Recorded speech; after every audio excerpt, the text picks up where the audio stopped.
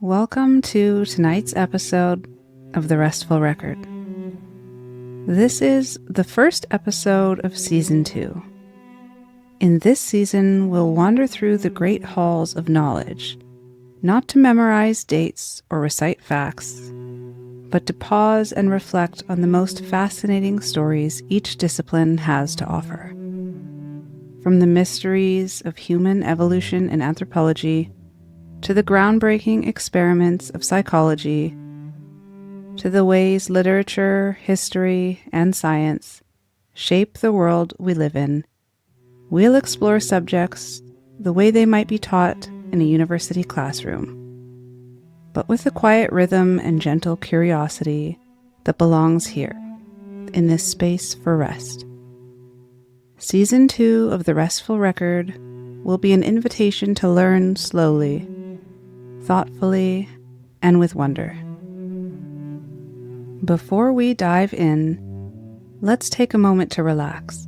Close your eyes, settle into a comfortable position, and take a slow, deep breath. In through your nose, hold for a moment, and then exhale slowly through your mouth. Let the weight of your day melt away as you breathe in calm and breathe out any tension you may be carrying from the day. With each breath, feel yourself sinking deeper into relaxation. Tonight, we'll be taking a quiet journey into the field of anthropology, the study of humans, past and present. Anthropology is a field that asks some of the most fundamental questions. Where did we come from? How did we become the beings we are today? Why do our cultures, our stories, and our rituals look so different and yet so similar across the world?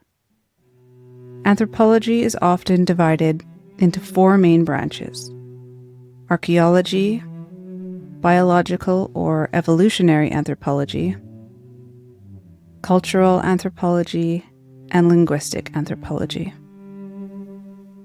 For this episode, we'll focus mostly on evolutionary anthropology, the story of our species and those who came before us, as well as cultural anthropology, which explores the diversity of human societies.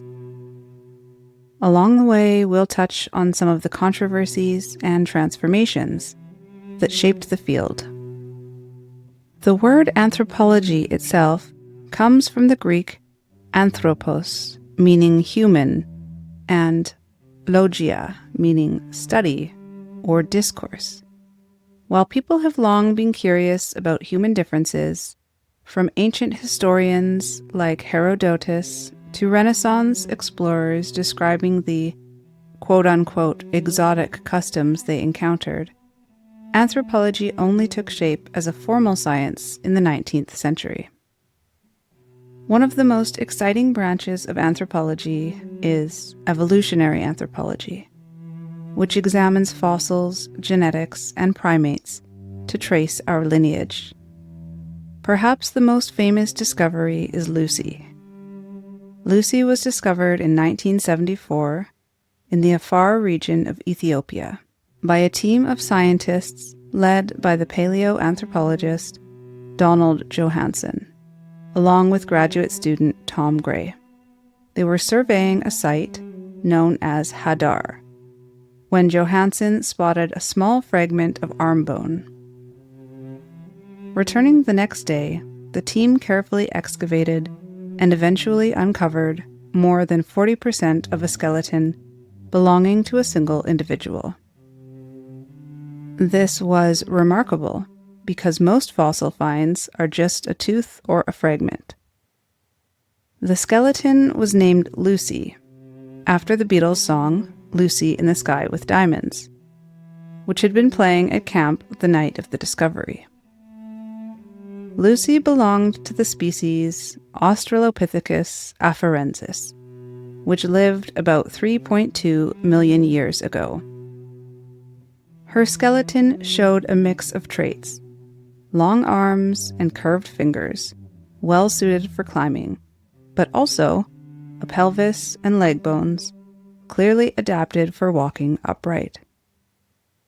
This combination confirmed that walking on two legs, bipedalism, came before the dramatic expansion of brain size in human evolution.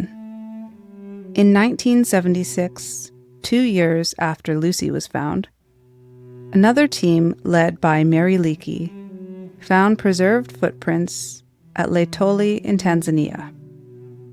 These tracks, made about 3.6 million years ago, show 2 or 3 individuals walking upright across fresh volcanic ash that later hardened. The footprints are widely attributed to Australopithecus afarensis, the same species as Lucy. Together, Lucy's bones and the Laetoli footprints provide compelling evidence that our ancestors were walking upright long before they developed larger brains. Other important ancestors include Homo habilis. Homo habilis lived about 2.4 to 1.4 million years ago, and their fossils have been found mainly in East Africa, especially in Tanzania, Kenya, and Ethiopia. The first remains were discovered in 1960 at Olduvai Gorge, Tanzania, by a team led by Lewis and Mary Leakey, with their son Jonathan Leakey playing a key role. Since then, dozens of partial skeletons and skull fragments have been uncovered, though never a complete skeleton. The species name means handy human, and it was given this because of their close association with stone tools. At Olduvai Gorge, Homo habilis fossils were found alongside sharp flakes of stone and rounded choppers, part of what is called the Oldowan tool industry. These are the earliest widely accepted stone tools. Archaeologists know the tools were deliberately made, not just naturally broken rocks, because the flakes show striking patterns, the result of intentional blows to create a sharp, cutting edge. Experimental archaeology, where researchers make replicas, confirms the skill involved. With these tools, Homo habilis could butcher animals, crack open bones for marrow, and cut plants. This marks a turning point. Technology became part of human survival. Then came Homo erectus. Homo erectus appeared around 1.9 million years ago and thrived for well over 1 million years, making them one of the most successful human ancestors. Fossil remains have been discovered across Africa, Asia, and Europe, with famous finds including the so-called Turkana boy in Kenya, nearly a complete skeleton of a youth dated to about 1.6 million years ago, and the Java man and Peking man fossils in Indonesia and China. These discoveries reveal a species taller and more robust than early hominins, with a larger brain and a body built for endurance walking.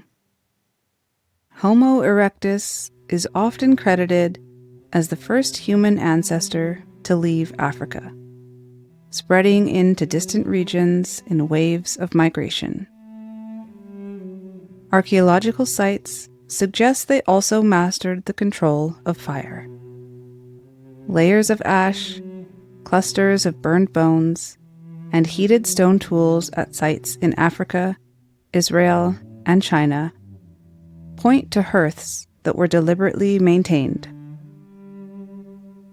Fire not only provided warmth and protection, but it may also have enabled cooking, a step that could have transformed diet, social life, and even brain growth.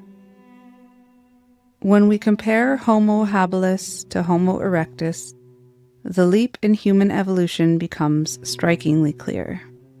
Homo habilis, though handy with stone tools, still had a relatively small brain, about half the size of ours today, and a body more ape-like, with long arms and a shorter stature. By contrast, Homo erectus had a brain nearly twice as large, standing taller, with long legs built for walking long distances.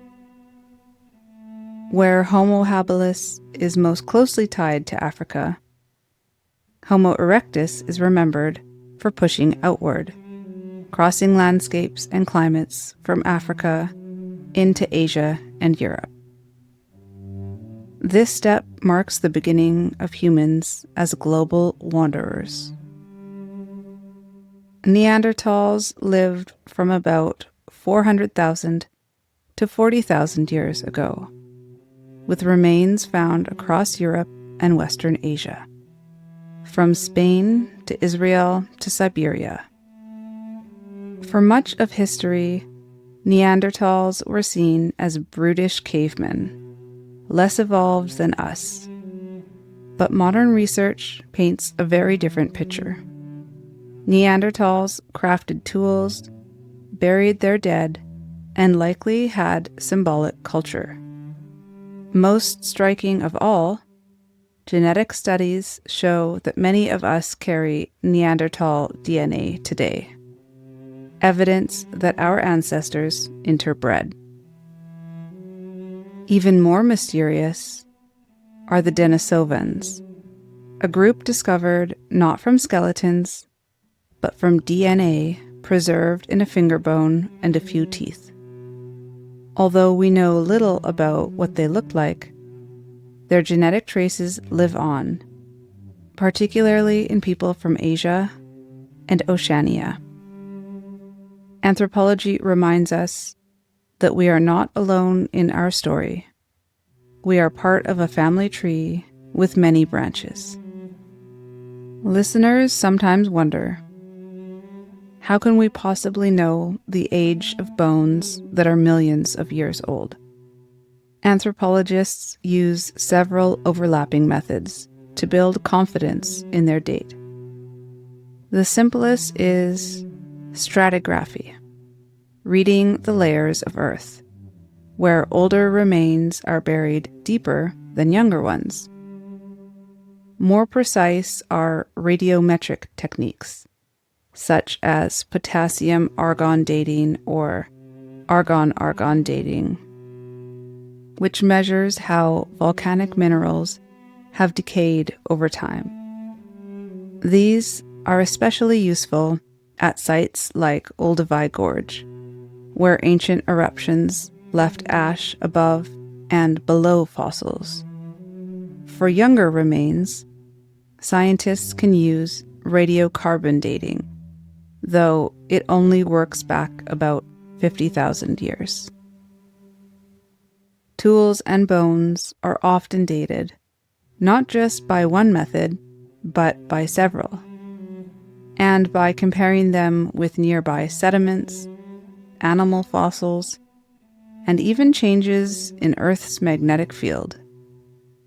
This combination of methods allows scientists to anchor discoveries like Lucy, Homo habilis, and Homo erectus in deep time with a high degree of certainty. One of the enduring puzzles of human evolution is our brain.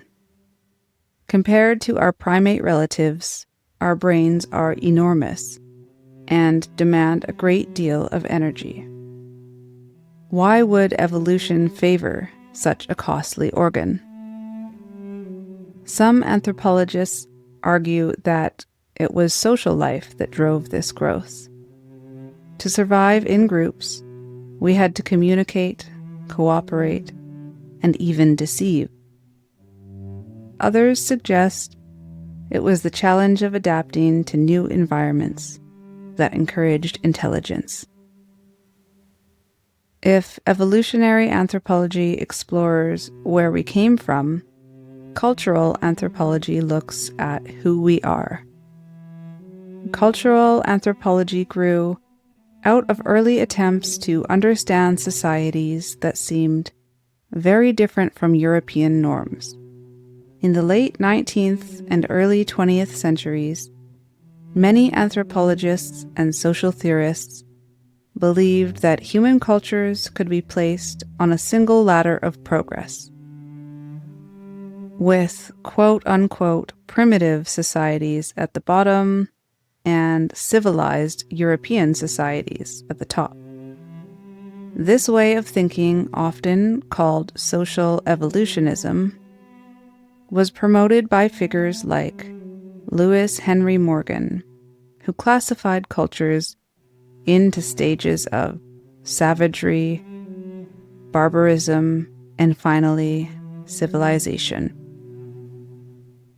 Early anthropologists sometimes pointed to the use of stone tools or the absence of written language as proof that indigenous peoples in the Americas, Africa, and the Pacific were less advanced. Stories gathered from colonized regions were often interpreted not as complex cultural systems, but as survivals of earlier, childlike stages of human development.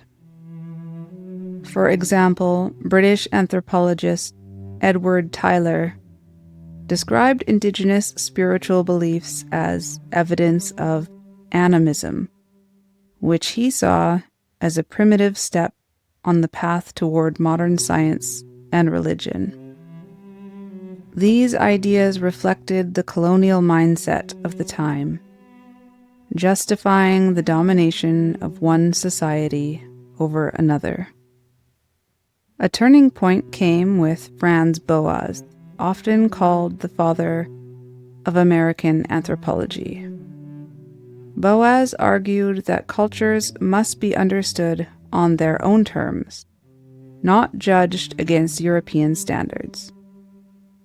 He promoted cultural relativism, the idea that no culture is inherently superior.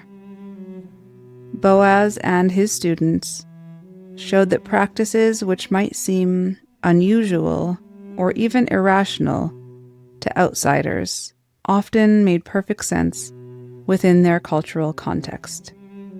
From kinship systems in indigenous North America to coming-of-age rituals in the Pacific. Cultural relativism became a cornerstone of anthropology, encouraging empathy, patience, and the recognition that human diversity reflects many equally valid ways of being in the world. His students, including Margaret Mead and Ruth Benedict, carried these ideas into new areas of research.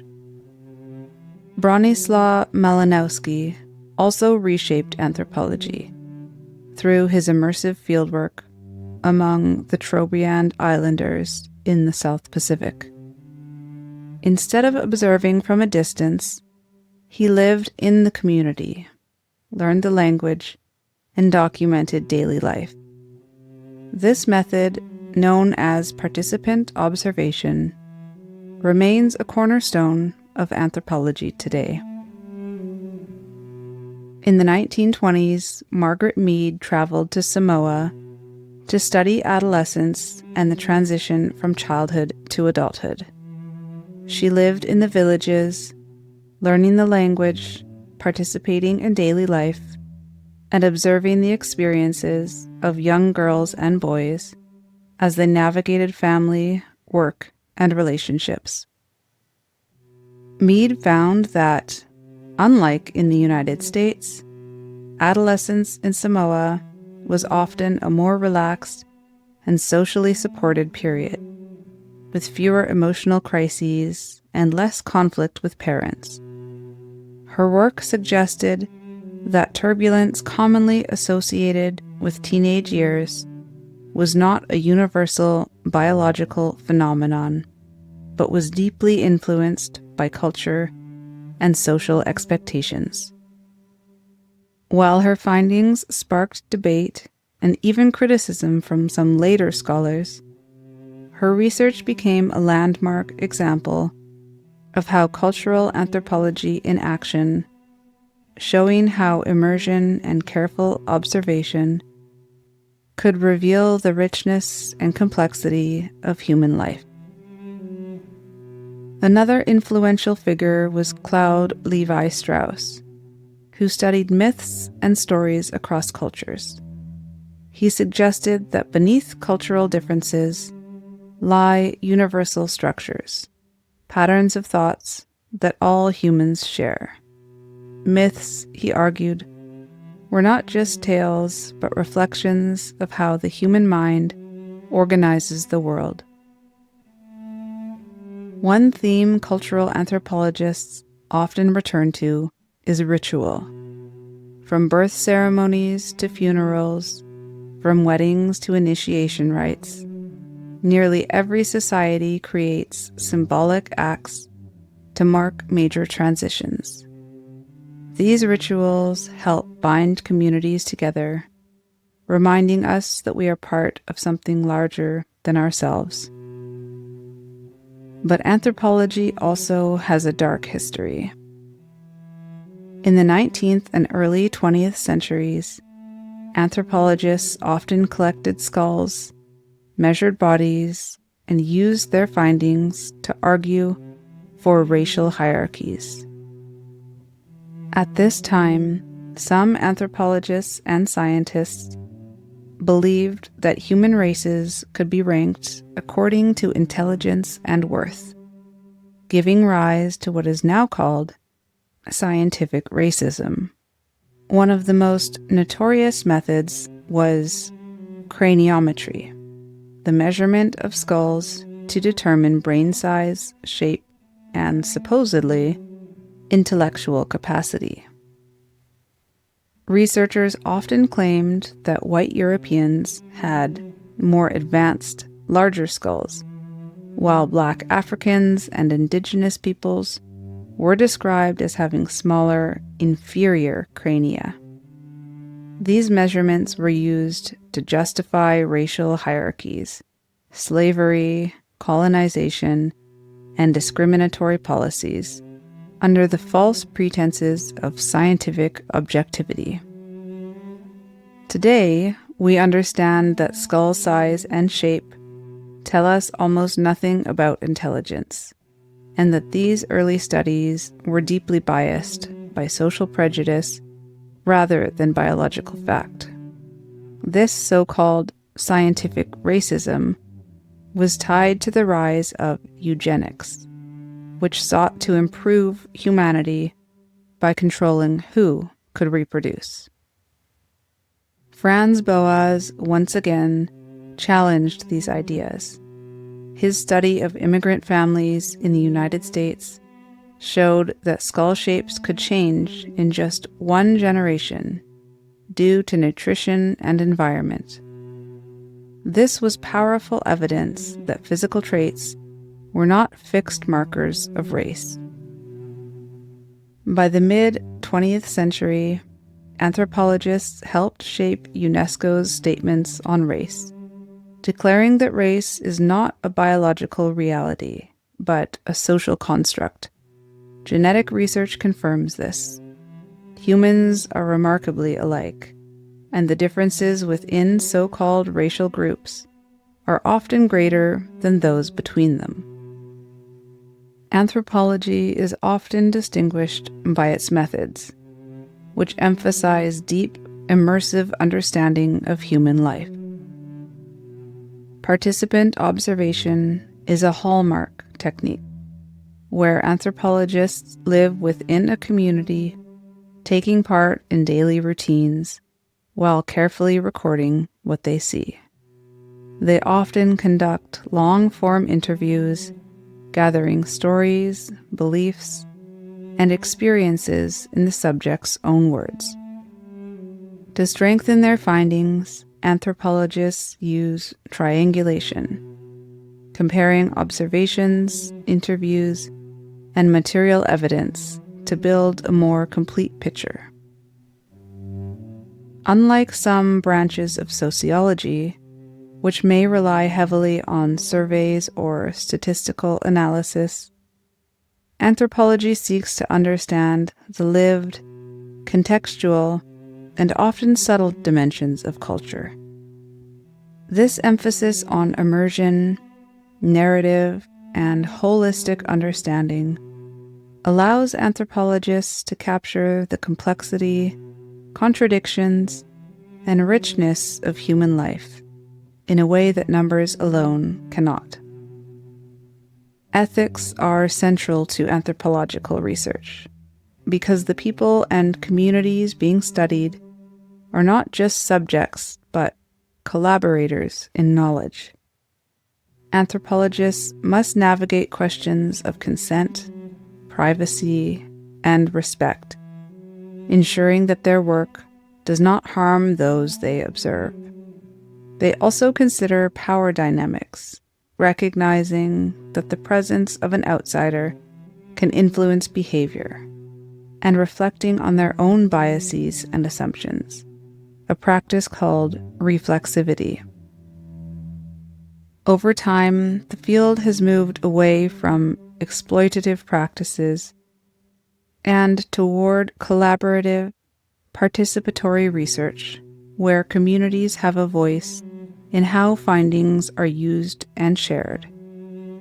In this way, anthropology is not only about observing human life, but about engaging with it responsibly, thoughtfully, and ethically. Forensic anthropology is the application of anthropological knowledge to help solve crimes and investigate human remains. By studying bones, forensic anthropologists can determine characteristics such as sex, age at death, stature, and ancestry, as well as signs of trauma or disease. For example, the pelvis is particularly informative for estimating sex, while the fusion of bones in the skull and long bones can help estimate age.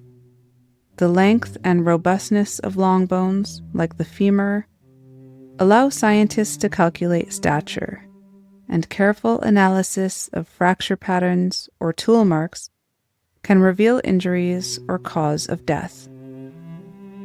Forensic anthropology has played a critical role in uncovering the truth after some of the world's most devastating atrocities. In Argentina, anthropologists worked to identify victims of the Dirty War, using skeletal remains to reunite families with loved ones who had disappeared. In Rwanda, forensic teams helped document the aftermath of the 1994 genocide, providing crucial evidence for the International Criminal Tribunal. Similar work has been done in the former Yugoslavia, in mass graves, and in human rights investigations worldwide. By combining careful science with a commitment to justice, forensic anthropologists turn bones into stories, giving a voice to those who can no longer speak. Finally, we have medical anthropology.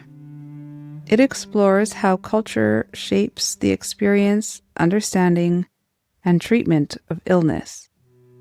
Unlike conventional medicine, which often focuses solely on biological processes, medical anthropologists study the illness experience, the personal and social meaning of being sick.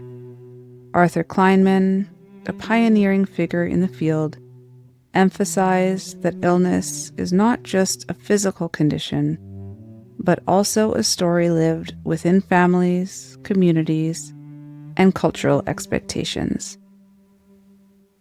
By listening to patients and observing how they navigate healthcare systems, medical anthropologists reveal the way social contexts, beliefs, and relationships shape suffering and healing. Studies examine traditional healing systems, the spread of infectious disease, and local concepts of mental health, showing that illness cannot be fully understood without considering the culture in which it occurs.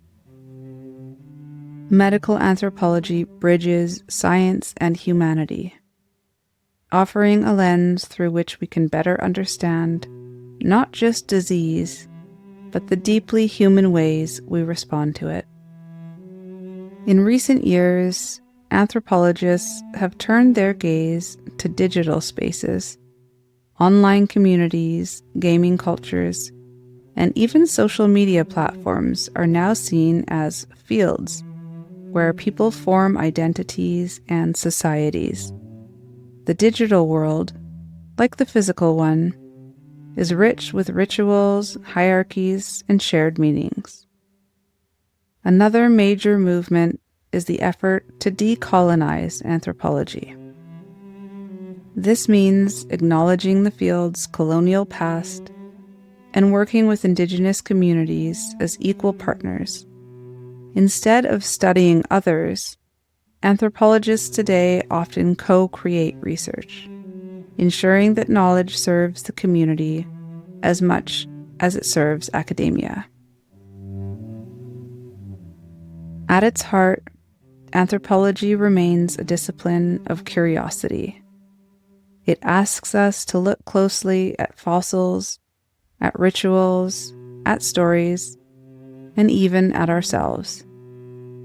It reminds us that what we think of as natural or normal is often cultural, and that human diversity is not a problem to be solved, but a richness to be understood. And so, anthropology is both ancient and modern. It connects us to the deep past of our species while helping us navigate the challenges of today. It has made mistakes, but it has also provided profound insights into who we are and how we live together. As you rest tonight, consider this. The story of humanity is not just a single line of progress, but a vast web of connections, encounters, and possibilities. Anthropology gives us the tools to see ourselves in that web, and perhaps to find our place within it. This has been the Restful Record. Thank you for joining me for this quiet exploration of anthropology. May the stories of our shared past bring you peace as you drift towards rest.